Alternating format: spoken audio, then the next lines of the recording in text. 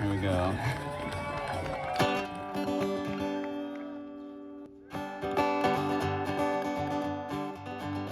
Oh, here's to the judges of John Robert. Oh, wear the robes of honor in a phony legal form, and justice is a stranger when the partisans report. When they immunized the president, it was the beginning of this storm. Here's to the land you've torn out the heart of. Let's find yourself another country to be part of.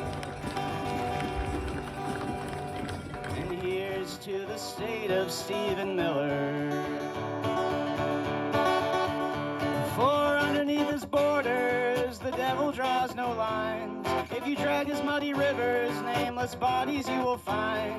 The fat trees of the forest have hid 1,000 crimes. Messaging of hands off is telling Trump and Musk and all of the Republicans in Congress who are enabling them that we don't want them taking away our rights or our democracy or our health care or our education.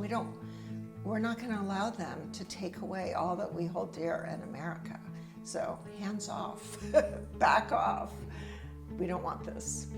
The Indivisible movement seeks to empower constituents and through that create social change. The movement has largely been powered by older women, and to do something, we really need more young people to play an active role in creating the change that will benefit you and benefit your children. This is like really important that young people become involved, that they understand what's happening, and that they become involved, because it's, you know, unfortunately, you're inheriting the world that we've all kind of messed up. When I go to protests that's for Palestine, I'm learning from the young people at those rallies and protests, and they're so passionate and they're so dedicated, and I'm learning things that I didn't know. And then I think there's so much to learn from the generation above me, which is the Vietnam generation that was doing so much protesting on college campuses. And you know, my father laid down in the streets and blocked buses taking boys off to war. During the Vietnam War, youth involvement was impossible to ignore. College students and young Americans rose up with massive numbers in protest. The power of young voices helped shape public opinion and push the anti-war movement into the national spotlight.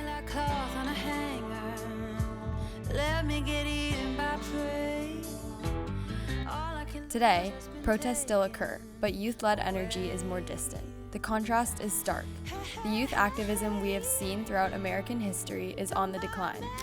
Today, we are living under a government that is actively threatening our rights. Where I could stand in the middle of Fifth Avenue and shoot somebody and I wouldn't lose any voters, okay? It's like incredible. And it is important now, more than ever, for the youth to stand up and fight for the future of America.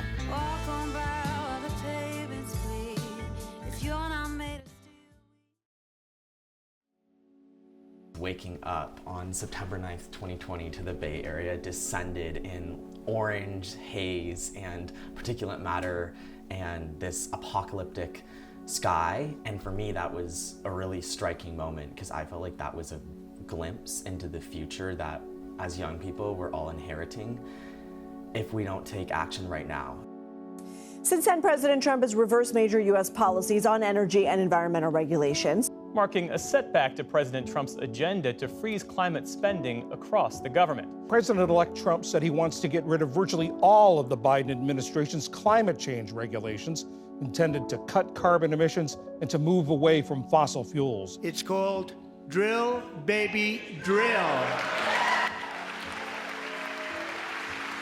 Youth have a voice, and they're very important. And I think what can happen is, I know, like for me, before the Youth Commission, I felt that maybe I didn't have a voice or my voice wasn't as important. And I think that kind of leads to youth not wanting to vote once they turn 18. I think that it's really important that youth are involved in politics because ultimately politics is about shaping the future. And advocacy and policies are almost always about planning for what's next. And as young people, we are the future. We are the generation that is going to inherit those policies and how they play out. So to not be involved, to not be included in that decision-making process is really damaging and hurtful to us as the next generation. And I know that from my own experience being involved in the political process that these policies and the decision-making process is very exclusive. It's not geared towards youth in terms of being equal stakeholders in these conversations.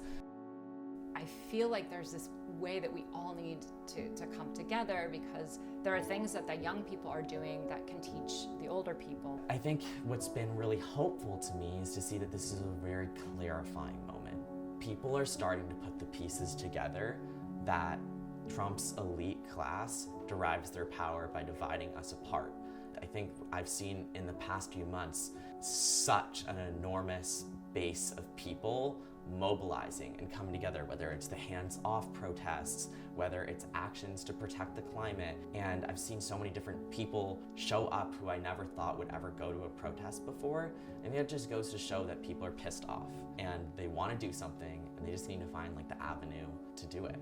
It's so important that you're involved and you're taking action, and that we support you, and that we are out there also putting our bodies on the line for you. I think it's just really important to remember that we are not alone, and the most important thing is to actually organize in unity and to build up the numbers and be like a solidified base rather than just scattered individuals.